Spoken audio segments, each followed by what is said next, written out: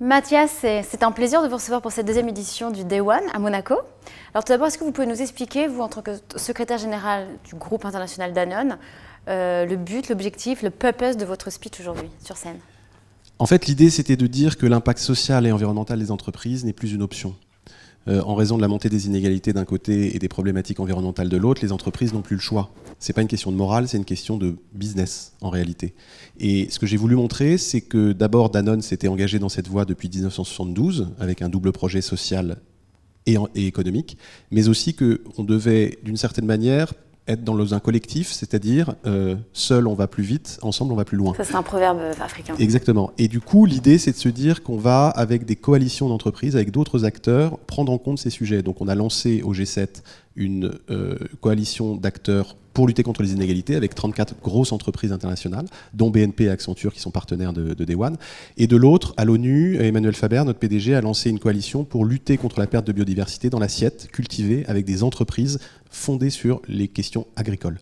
Et donc du coup, l'idée c'est on peut transformer le système pour qu'il soit plus inclusif, plus sustainable, mais il faut le faire en collectif. Et cette rencontre, notamment, qui a été accentuée quand on parle d'entrepreneuriat social et quand on associe Danone, c'est avec le professeur Mohamed Younous, le Nobel de la paix 2006.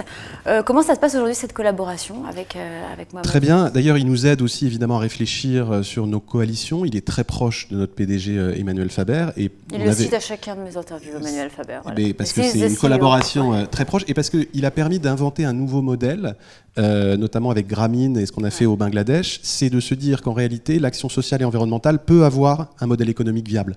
Ce n'est pas seulement du mécénat, ou alors de manière transitoire. Et pour le cas de l'entreprise qu'on a montée au Bangladesh, avec la vente de yaourts à prix très bas, avec un réseau d'entrepreneurs qui a été créé, on a constaté ça. C'est-à-dire qu'au début, c'était sous forme de subventions, d'aide, et très vite, le modèle économique a été viable. Donc c'est peut-être aussi le futur d'une forme d'action sociale et environnementale, de penser des modèles économiques viables à long terme.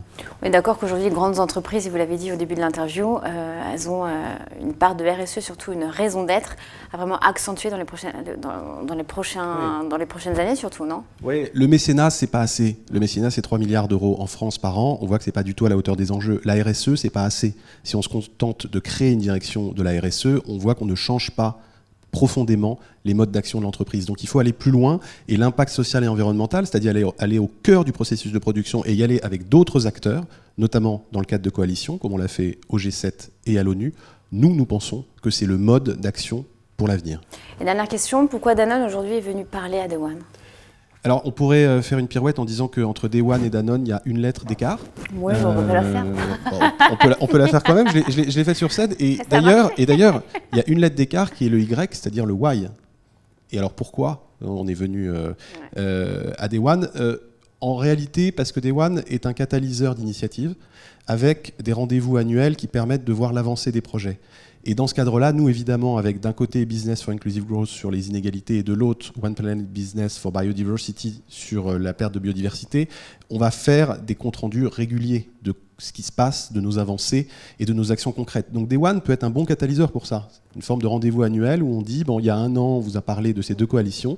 Un an après, voilà les actions qui ont été mises en œuvre. Et cette forme de rendez-vous annuel, de compte rendu d'action, d'une certaine manière, de Day One est intéressant et c'est la raison pour laquelle je suis présent cette année. Peut-être rendez-vous à la 3e édition alors. Peut-être rendez-vous à la 3e édition. Merci beaucoup Mathias. Merci.